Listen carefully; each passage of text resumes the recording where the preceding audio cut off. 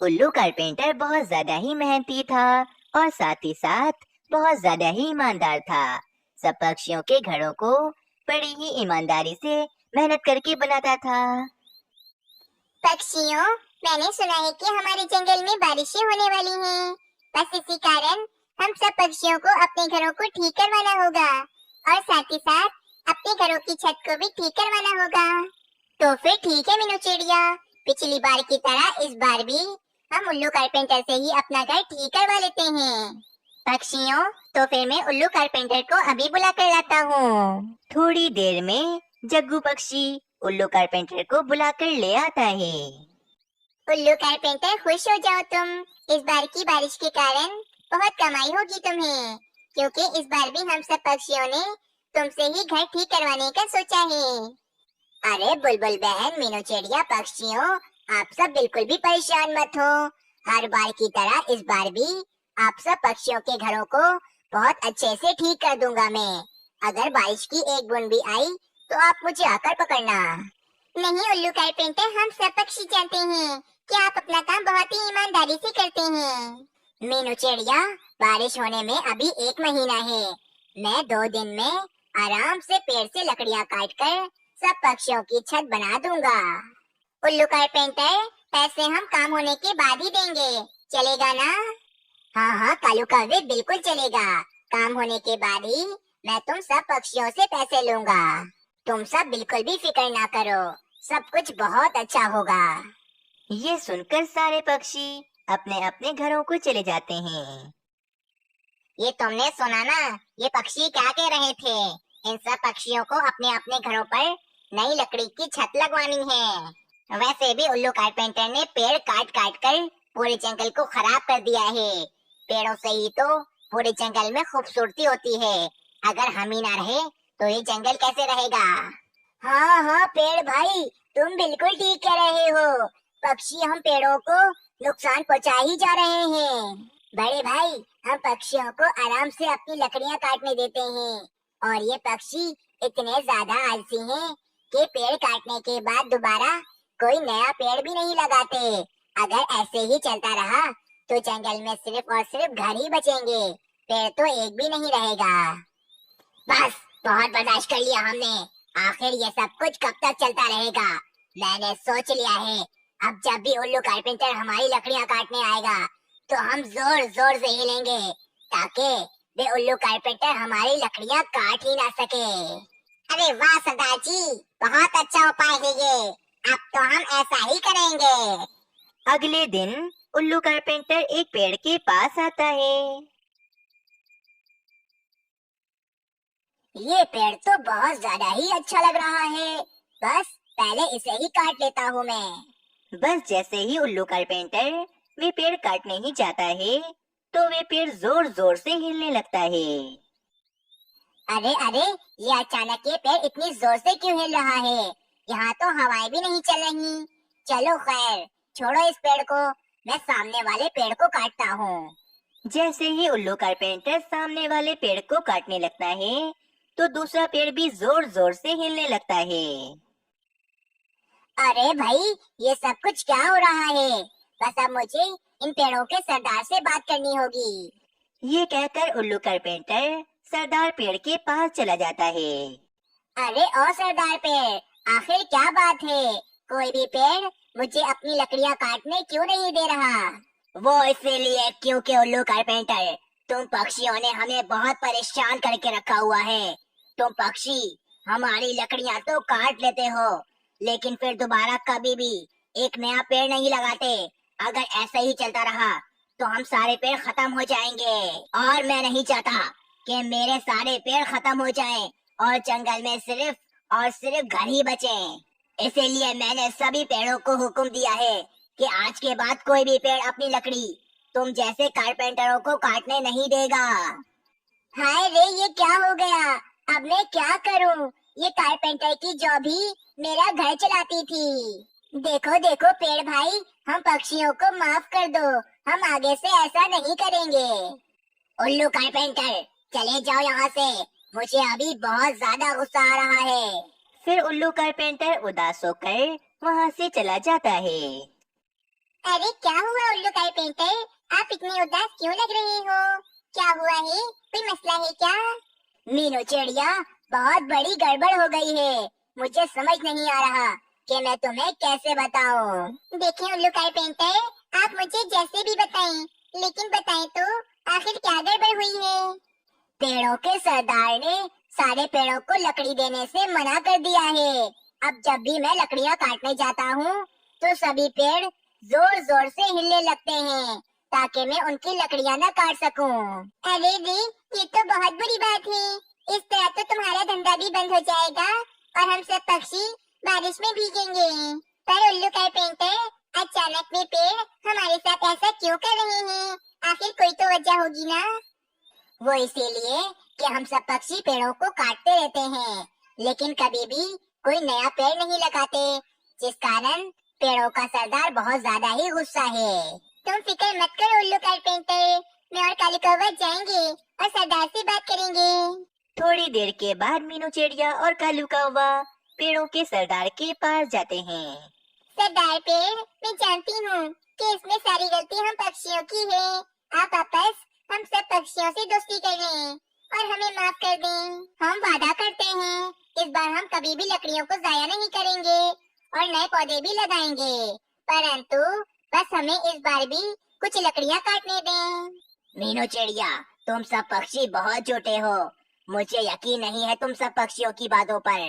पहले तुम सब पक्षी अपने जंगल में नए पौधे लगाओ, उसके बाद ही मैं तुम सब पक्षियों को लकड़ियाँ काटने दूंगा। ठीक है सरदार पेड़, हम ऐसा ही करते हैं और मैं जानती हूँ कि ये पेड़ ही तो हमारी जिंदगी है। इन पेड़ों की वजह से हम सांस ले पाते हैं। मीनू चिड़िया ठीक कह रही है। सरदार जी, जैसा आपने कहा है हम बिल्कुल वैसा ही करेंगे। ये कहकर कालू कौवा और मीनू चिड़िया वापस चले जाते हैं। पक्षियों, आप सबको यहाँ जमा करने का मेरा मकसद ये है कि हम सब पक्षी थोड़े थोड़े पैसे मिलाकर दूसरे जंगल से तरह तरह के पौधे खरीद लेते हैं। ये पौधे बड़े होकर पेड़ बन जाएंगे और हम सब पक्षियों को पेड़ों से काफी ज्यादा फायदा मिलेगा।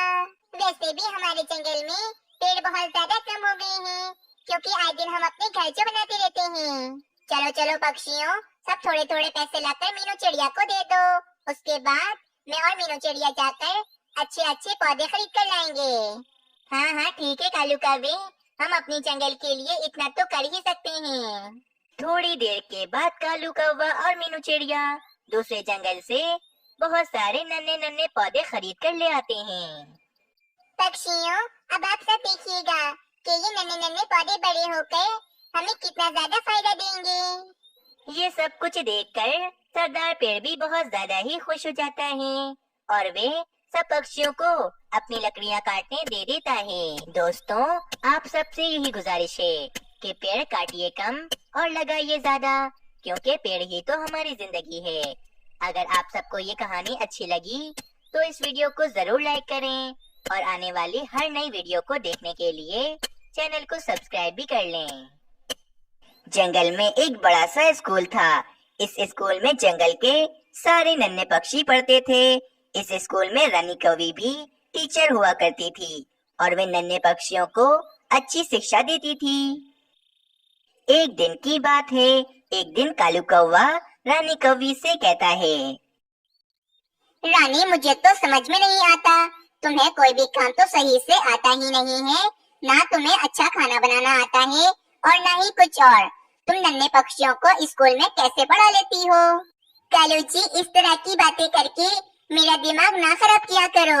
मैं जो बच्चों को स्कूल में पढ़ाती हूँ और इसकी सैलरी से ही आप भोजन खाते हैं। रानी, अब तो मुझे अपने पैसों का घमंड दिखाओगी। अगर ज्यादा बोला ना तो मैं तुम्हें अपने घोंसले से बाहर निकाल दूंगा।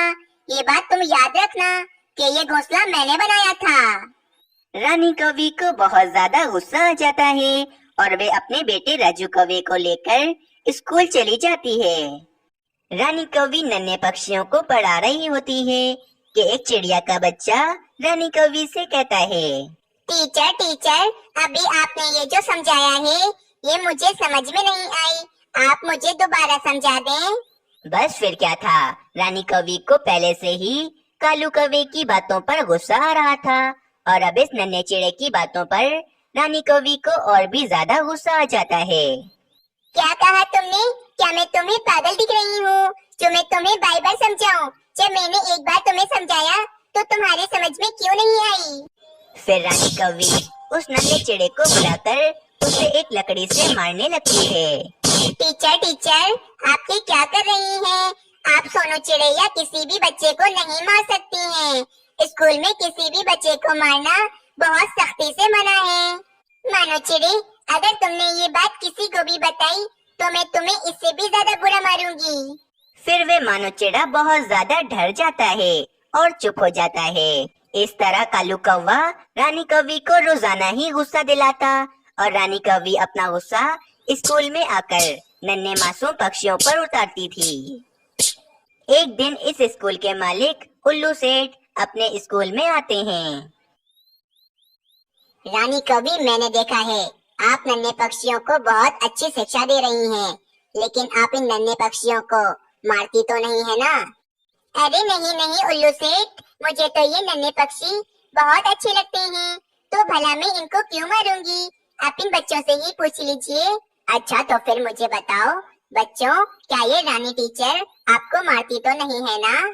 नहीं नहीं, रानी टीचर तो बहुत अच्छी हैं, ये हमें बहुत अच्छी शिक्षा देती हैं। देखा, मैंने आपसे कहा था ना, मैं भला इन बच्चों को क्यों मारूंगी, ये इतने मासूम जो हैं। और फिर उल्लू सेठ वहाँ से चले जाते हैं।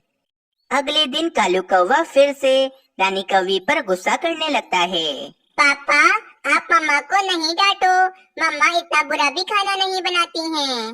राजू, तुम्हारे कहने का क्या मतलब है?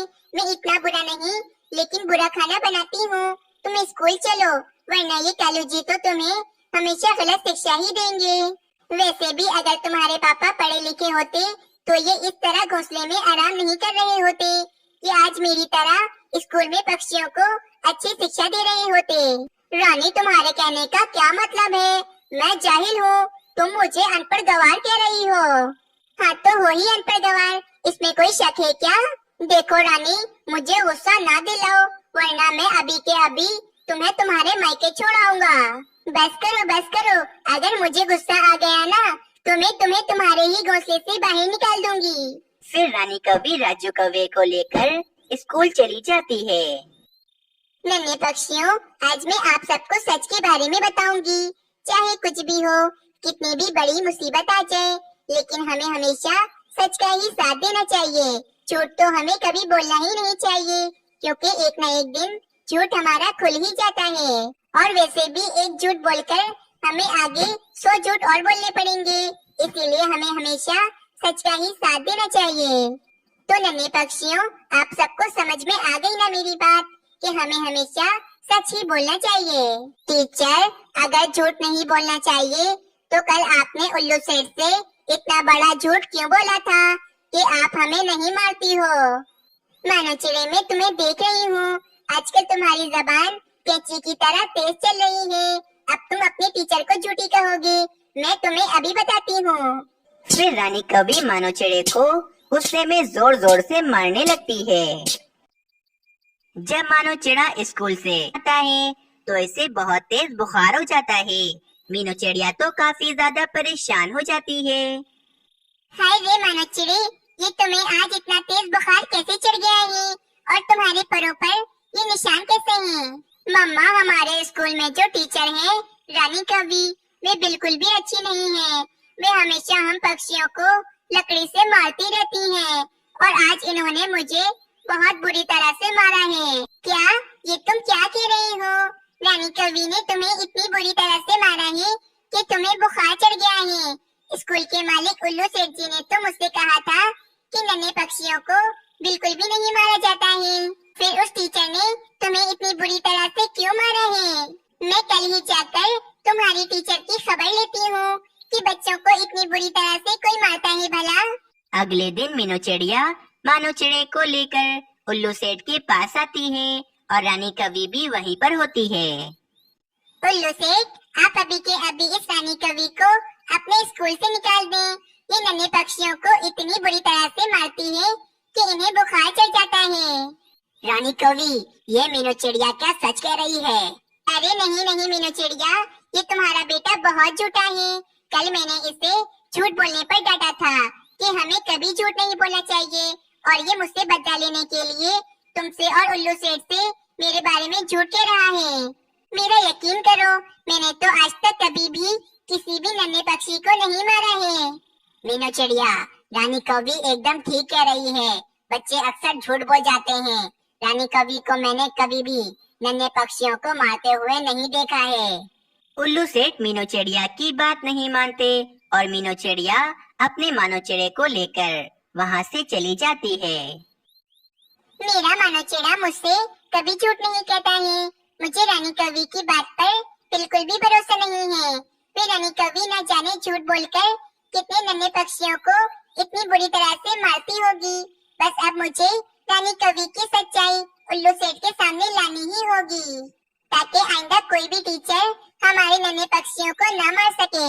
मानो चिड़े, कल तुम स्कूल जाना और अपने दोस्त राजू कौवे के साथ लड़ाई कर लेना। बाकी का सब मैं संभाल लूंगी। ठीक है मम्मा, परंतु अब कौवी आंटी हमारी टीचर नहीं रहनी चाहिए। हाँ मानो चिड़े, ऐसा ही होगा। बस मैंने तुम्हें जैसा समझाया है, कल तुम स्कूल जाकर बिल्कुल वैसे ही करना। अगले दिन मानो चिड़ा स्कूल चला जाता है और रानी कौवी सब पक्षियों को पढ़ा रही होती है। राजू कौवे, कल तुमने मेरी एक बुक मेरे बैग से चुराई थी। मेरी बुक मुझे वापस करो। ऐसे किसी की भी चीज कभी चोरी नहीं करते हैं।